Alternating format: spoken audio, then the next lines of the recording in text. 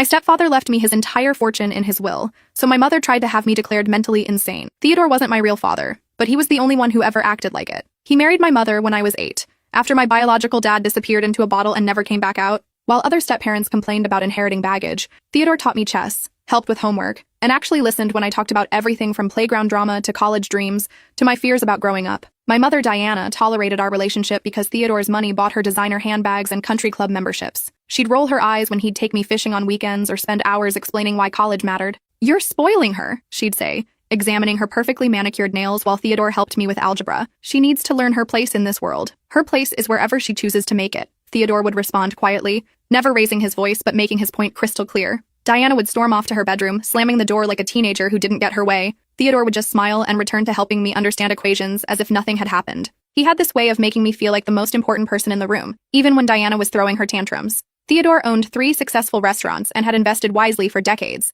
The man understood money in ways that impressed even Diana's gold-digging instincts. He'd started with one small diner downtown and built it into a local empire through sheer determination and business sense. When he was diagnosed with pancreatic cancer at 67, I took family leave from my teaching job to care for him. Diana hired a nurse but rarely visited, claiming hospitals made her anxious, and the smell of disinfectant gave her migraines. Really, she was too busy redecorating the house with money from his medical insurance and planning her post-Theodore life. I'd catch her on phone calls with interior designers discussing timeline updates for when the house would be fully mine again. "We need to have everything ready within 6 months, I heard her tell one contractor. "The current situation is temporary." She talked about Theodore's illness like it was an inconvenience rather than a tragedy. I'd sit with him during chemotherapy sessions, holding his hand while poison dripped into his veins, and Diana would be at home picking out new curtains. During his final weeks, Theodore held my hand with fingers that had grown thin and cold, whispering, "You're the daughter I never had."